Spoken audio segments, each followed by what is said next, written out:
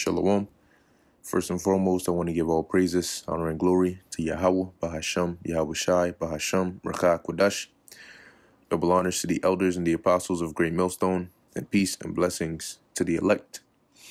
And, I was reading this article, earlier this morning, which was dealing with, it says an Alabama school district hit with food shortage warns of remote school days. Okay, and then, you had that, and I was watching the video that was done by the elder Apostle Gabar. I didn't finish it, but he was basically going into these robots and these robot dogs and these super soldiers and whatnot that Esau has, and that he is, programming and training them and getting them ready, ultimately for that time when he releases them, which is really going to be through the spirit and power of Yahweh Hashem Yahushai. Now, when you look at all these things that are taking place, we understand that it's not by coincidence. Okay, so that's why as we see one thing happen, we look forward toward the next, and so on and so forth. Okay, but this world, this is really unprecedented. The things that are happening now with the timing that is happening, you've had famines before in the past, you've had, different things happen in the past, but to have, earthquakes hitting like this in diverse places, okay, you have this so-called major pestilence going on, okay, and now these shortages, but it's happening at a time when the truth has been spread throughout the four corners of the earth. Okay, that is one of the great indications. Because what did the Lord say? Let's go to the book of Matthew, chapter 24, and verse 14. It says, and this gospel of the kingdom shall be preached in all the world for a witness unto all nations, and then shall the end come. And so what are we seeing now? Are we not seeing signs of the end and getting intensified as this word goes out more and more and more? And via the internet, this word is pretty much gone throughout the whole planet. So that's why when we're seeing these things that are happening and the direction is going in, it's leading to the final fulfillment of these prophecies, these major prophecies, okay, namely the mark, okay, the World War III, the famines, the pestilence, the war, the civil wars. All right, 2nd Ezra, the 15th chapter, and 2nd Ezra, the 16th chapter, amongst many other chapters, tell you that. Okay, how there's going to be sedition. Now, over there in Germany, all right, I believe that it said Hesse, okay, if I'm pronouncing it right, one of the states over there have basically given them permission to where they can ban any all right, somebody who hasn't participated from going into any of the stores, including supermarkets for necessities. Okay. So if you having that trend being set, okay, and they blocking you out of supermarkets and pharmacies and so on and so forth, that's going to make things hard for people. Okay. But one of the main things that's really going to hit people is food scarcity. When people cannot get food to eat, when food starts being rationed and they start saying only those who have taken the juicy juice or the V or the Vanessa can get the food, you having long ass lines going into the store and it's empty as hell, and then the few products you find, it's like freaking $200 for a dozen eggs, because what do you think happens? You have inflation, and then inflation becomes hyperinflation, and prices just keep on, really, the value of your currency keeps on going down. It keeps getting devalued. All right. And all these things we're seeing happening now. And it's showing us that this is the time of these prophecies being fulfilled. Now we have to watch, as the Lord said, and pray. So as we see these things coming, we have to pray that the Lord has mercy on us. Because now ask yourself, why do they have robot dogs with guns mounted on their back? We all are smart enough to know what a gun does, right? So why would you put that on the back of a robotic dog? What's that about? You know, what are you planning to use that for? These are the questions people should be asking, because these dogs are on American soil, right?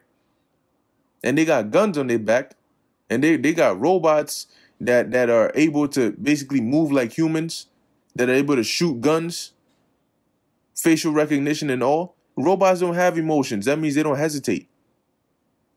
So people should be asking themselves, well, why are they doing all this? Super soldiers, what's that about? You know?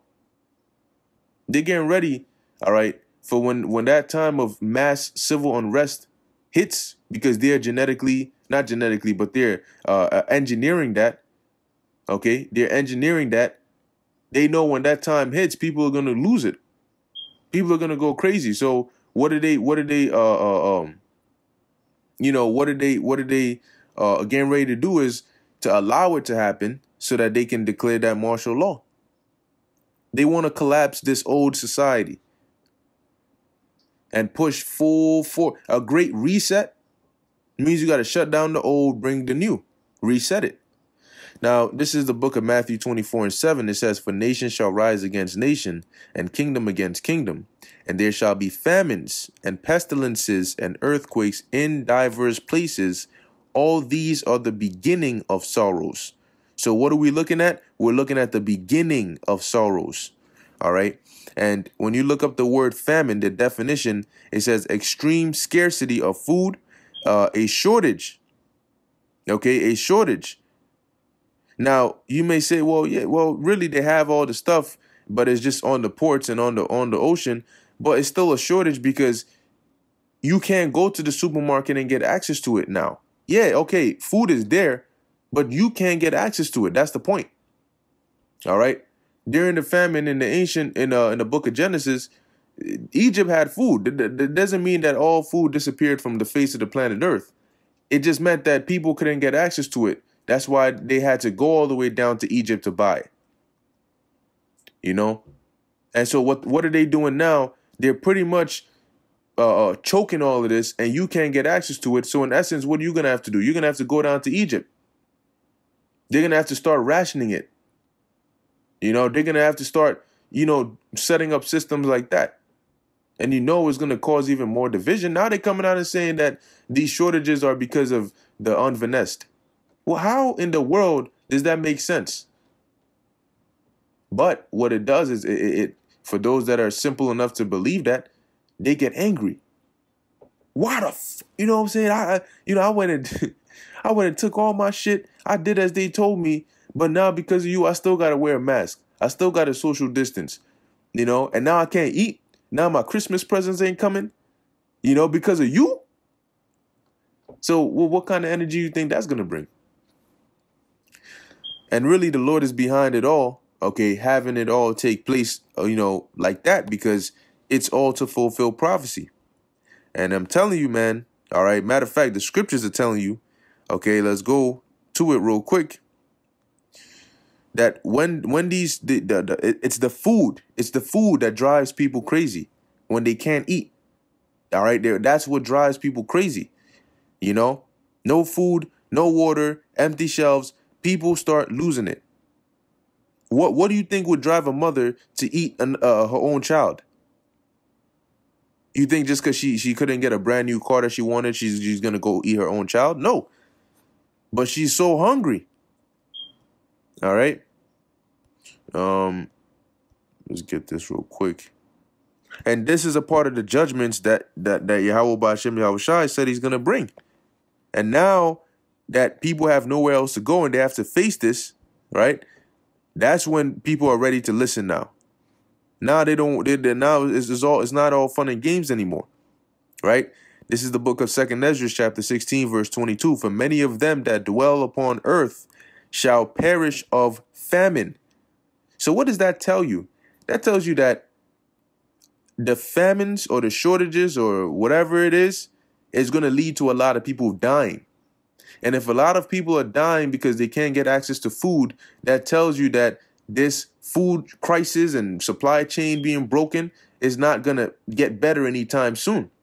And regardless of how they try to present it to you, you're still going to have a lot of people that are going to die because of lack of food. So it's not getting better now, is it? Right? These signs are not leading to a reversal or a better world. Okay? These signs are leading to chaos and destruction because we're reading the prophecies of what is going to come from these things. You know? It says, and the other that escaped the hunger shall the sword destroy. People are going to be getting killed in shootouts. You know? People are going to be getting stabbed. People are going to be getting hit in the head with bricks, hit with cars, run over with trucks, you know, burnt in houses. 2 Ezra 16 and 34, in the wars shall their bridegrooms be troubled or be destroyed, and their husbands shall perish of famine. So famine is not a light thing, man. Famine is not a light thing. Famine will cause people to eat others. Famine will cause people to have no pity upon their neighbor. Okay, as it tells us in the book of 2 Ezra, let's go to that. Okay, 15. And when you read these verses, you have to really pay attention to how it's worded and what it's saying. All right, and I'm just going to hit the main point, which is 2 Ezra 15 and 19. It says, a man shall have no pity upon his neighbor, but shall destroy their houses with the sword. So they're going to be breaking into houses with weapons, okay, and spoil their goods. They're going to take your shit, to put it in modern terms, because of lack of bread and for great tribulation. Why don't people do that now? Because they don't have to. But why would they do it then? What was the main reason? Because of lack of bread. What is lack of bread? Shortage, a food crisis, a famine. That's what's going to cause people to not have pity upon their neighbor. All right. And to break into people's houses because they're hungry. And for what? And for great tribulation. So not only just the hunger, but the hell that's going to be happening, man. The shortages, the inflation, hyperinflation destroys economies. All right. And destroyed economies lead to chaos because people start doing desperate things in order to survive. Women prostitute themselves. People kill one another. They just run up into stores and steal, as they're doing now. And now who's there to stop them? Since majority of these people, these so-called law enforcement, are leaving their positions because of these mandates. So if you're paying attention and you understand that this is not by coincidence, you can see how this is engineered to lead towards chaos. Okay? It's literally engineered to lead towards chaos. And just give it a few more weeks, all right, and see as things get more worse, all right, they get worse and the cold comes, you know, you'll see just how bad things are going to get. All right. So, hey, as the scriptures say, watch as well as pray. You know, keep your eyes open, redeem the times. Don't do things that if you don't have to do it, you know, don't just go doing random shit that you have no business doing, because the time of judgment is now and judgment is going out. And if you find yourself in a place where you shouldn't have been, you might get caught up in it. You know, so, hey, always pray that the Lord, you know, guide your steps and has mercy upon you, because we are living in some evil days, man. And we have the eyes to see it. You have a lot of people that are talking about 10, 20 years from now. Do you not see what's going on right now? What the hell are you talking about 10, 20 years from now? All right. You don't even know if you're going to make it till next year.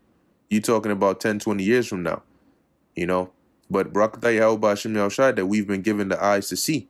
And Lord willing, he blesses us with the spirit to be able to endure unto the end.